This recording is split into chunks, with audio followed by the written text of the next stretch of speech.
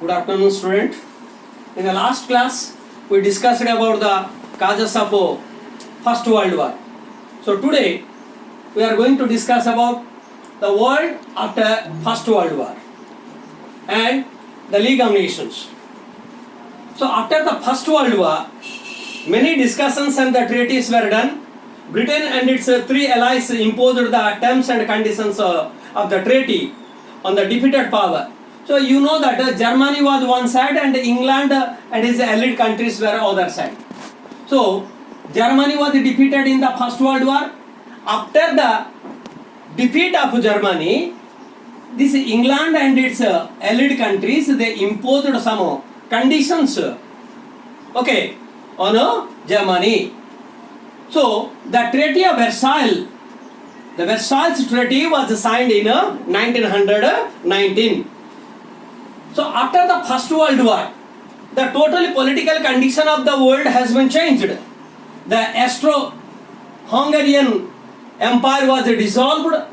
Ottoman Empire was divided into small nation state and it became Republic of Turkey. Like that, German Empire was dissolved and a democratic republic was established. And new countries came into existence. The new countries just like Austria, Hungary, Yugoslavia, Czechoslovakia, Estonia, Finland, this type of new countries came into existence. Then the Treaty of Versailles. In the Treaty of Versailles, England and its victorious country imposed certain conditions on Germany.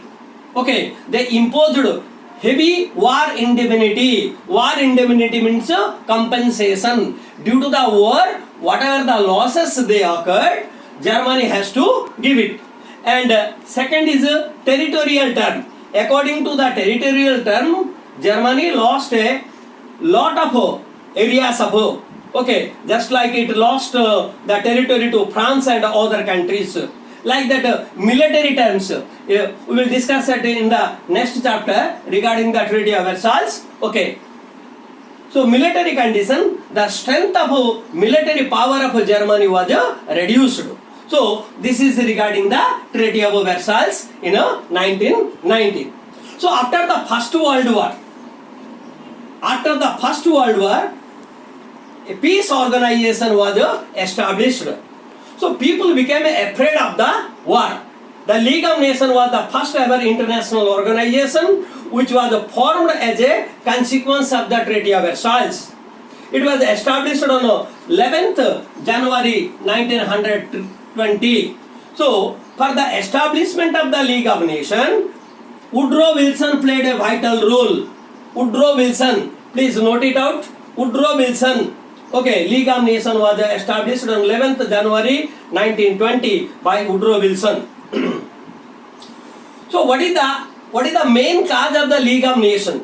Actually, to prevent war by settle the dispute through the negotiation by talking to each other countries and ensure the disarmament and control the production of war.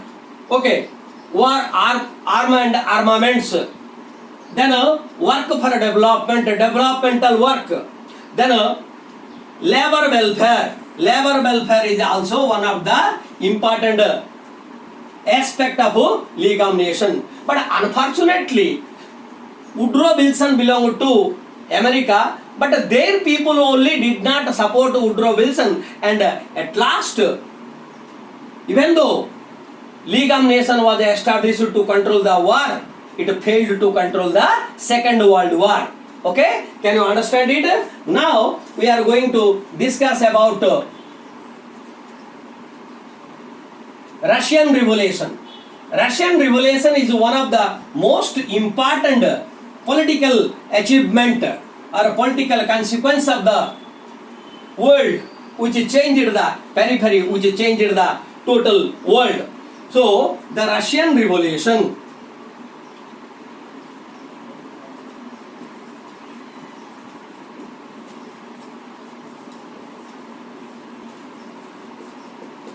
The Russian Revolution, it occurred 1917 to 1920. Okay. Russia was actually ruled by the Tsars. Tsar. Okay. Tsar means king. The Russian kings were called as Tsars. Tsar.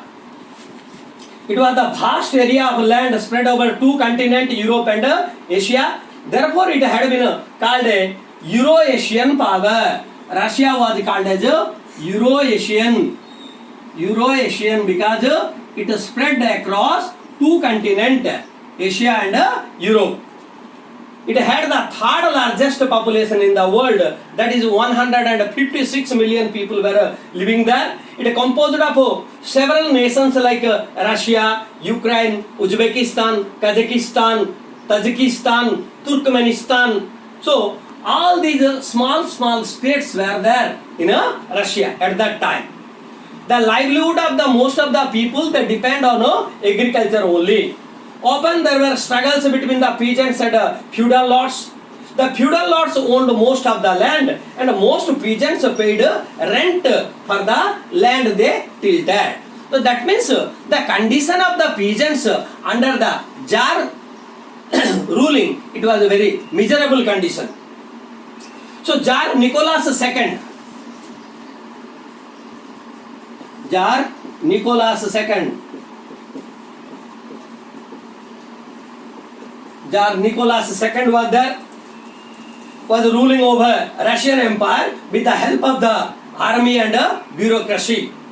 But the Russian economy had suffered a lot by the First World War. As I told you, in 1917, Russia withdrawn from the First World War as there started a Russian Revolution in 1917.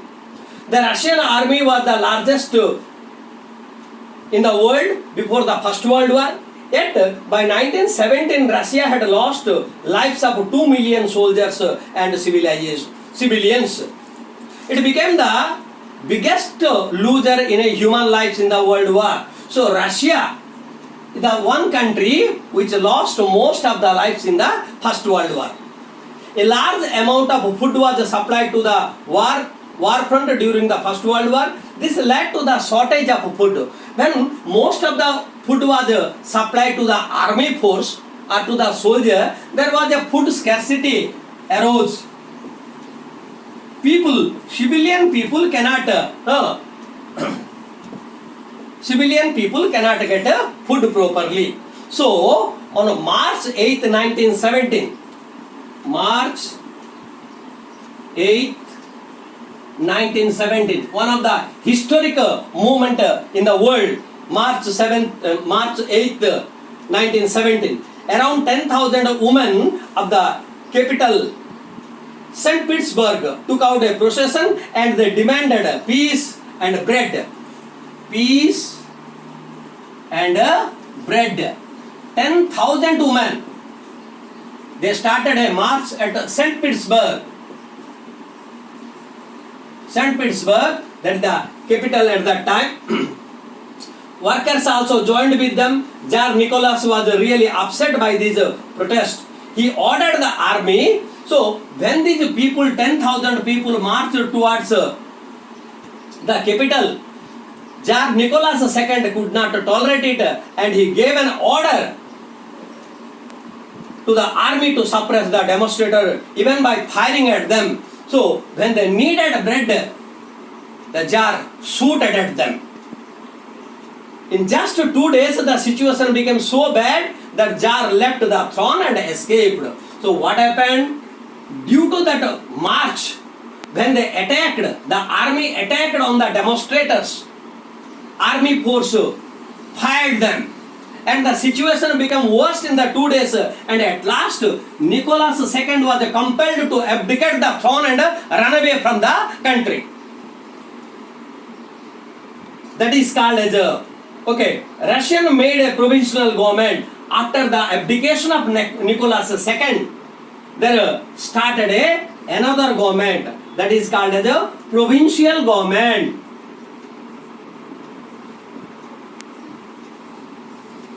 Provincial government was started. This was the first Russian Revolution in 1917, and it was called as the March Revolution. Even though it was started in February, before that it was called as the February Revolution, but Russians at that time, whatever the calendar they followed, in their country it was a March month. That's why it is called as also March Revolution. Okay. In the world history, it is called as a February Revolution, but according to the calendar of Russia, it is a month of March. That's why it is called as a March Revolution also. So, now we came to know that Nicholas II left the country and a provincial government was started there. A bigger revolution took place later in October 1917. So, after the March Revolution or after the February Revolution, October Revolution started. 1917. And it was not spontaneous. The liberals and aristocrats ruled Russia after the abdication of Tsar. They decided to continue the war to save the honor of Russia. So as you know that these people, they demanded for peace and bread. But when the provincial government started, it was in that provincial government, particularly aristocrats were there and liberals were there. They did not want to stop the war for the prestige of the country. They wanted to continue the war. They did not bother about the condition of the people. The common people were tired of the military action and economic shortage, and they did not want the war. They began organizing themselves in the councils which were called as the Soviets. So, Soviet came the organization which are councils of Russia were called as the Soviets. These Soviets of soldiers, Soviets means an organization, we can say, just like the organization of soldiers, industrial workers, rural people. So, day by day, different types of organizations they joined there. Okay. And called the Bolsheviks. Russian Communist Party was started. Russian Communist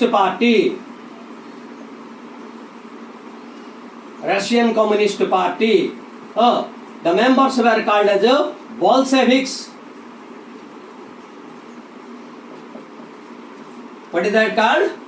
Bolsheviks. Who were the Bolsheviks? The people, those who joined in a Russian Communist Party, they were called as a Bolshevik. These groups represented the Common People's Party. Okay, Russian Communist Party, as it was named as the Russian Communist Party, it was started by Vladimir Lenin. Okay, and it is also called as the Bolshevik Revolution. Okay. This revolution, Russian Revolution, is also called as the October Revolution, is also called as the Bolshevik Revolution. The Russian Communist Party was started by Vladimir Lenin. So, let us now discuss about Vladimir Lenin. So, actually, the name of Lenin is not Lenin. Vladimir Ilyich Vaino. His actual name was Vladimir Ilyich Vaino, but he is renowned as Lenin. Vladimir Lenin was a leader of the Bolsheviks. This Bolsheviks leader was Lenin. Bolsheviks were able to get the support of the Soviet because they demanded for immediate and unconditional peace. As we discussed above, that 10,000 people, they demanded the gradually all the people of Russia, they demanded to stop the war.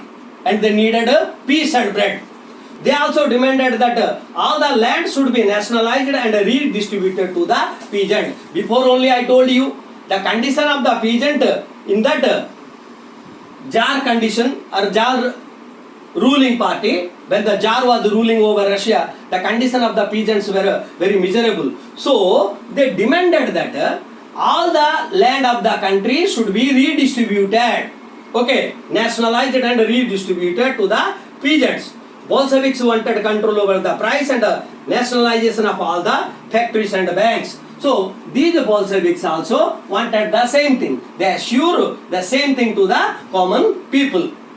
The Soviets, under the Bolshevik leadership, seized the power from provincial government. So as I told you here, after Nicholas II, provincial government was ruling. So after when the provincial government was ruling, these Bolsheviks, they took the power from the provincial government. October, November, month of November it was happened in Russia. According to Russian calendar, it was a November month, but it is called as October Revolution. They immediately took step to end the war and redistributed the land. So Bolsheviks, when they took the power, they wanted to stop the war and redistributed the land to the landless peasants. Russia could not return to complete peace because the civil war was started. This war was led to white armies of Russian monarchists and anti-communist soldiers with the help of Britain. So when communist was going to get the power there, some anti-communist countries like England,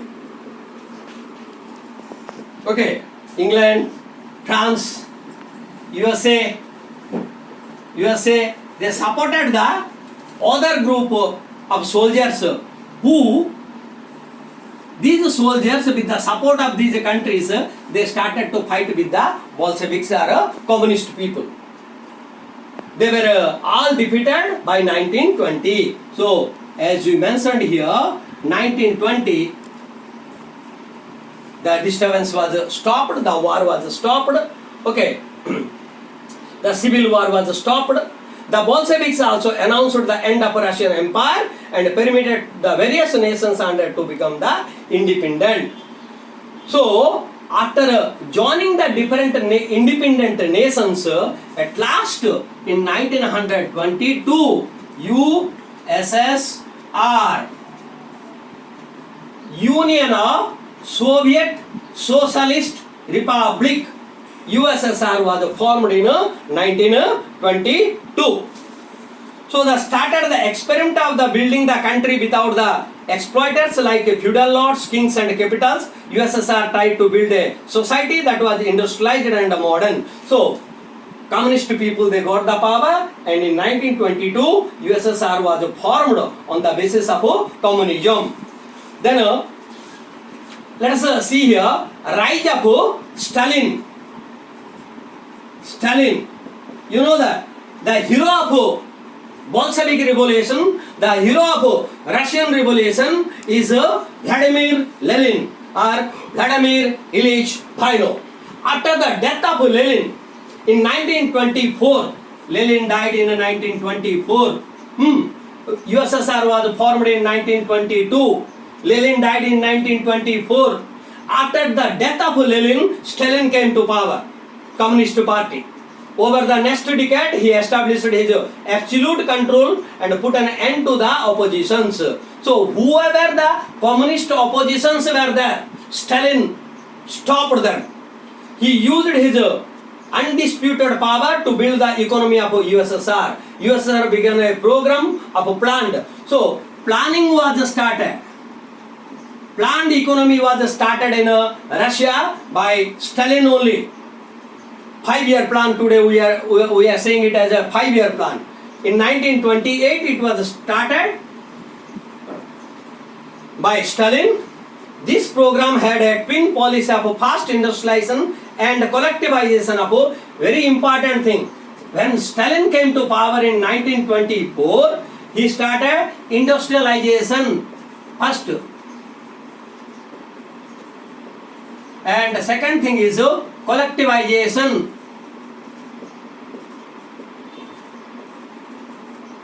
Of agriculture.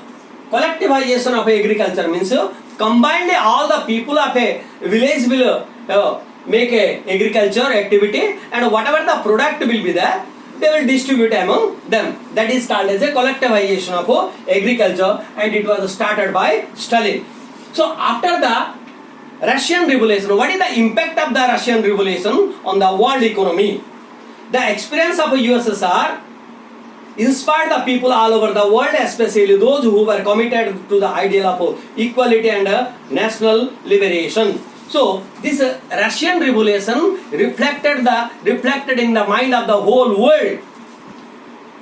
now became the communist and tried for a communist evolution and their countries. Many Indian people also, they were being inspired, just like M.N. Roy. Oh, he started the first communism in India, M.N. Roy.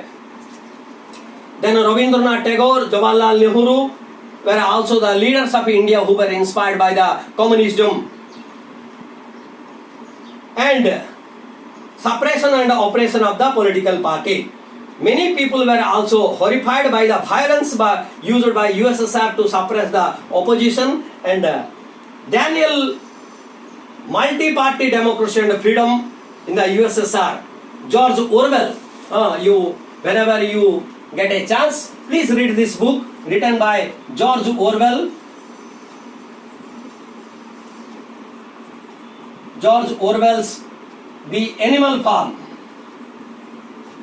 He criticized in the Animal Farm, being a communist, how the communism or socialism is inclining towards capitalism. He has criticized in that book, The Animal Farm. Whenever you get a chance, you go through it. Russian Revolution were suffering in USSR. He has mentioned how after the sacrificing of Lenin and so many Soviets, how it changed, declining towards or inclining towards capitalism. George Orwell has written it. So I think you have understood the lesson properly. I will send you some of the textbook post and question answers for you. Thank you.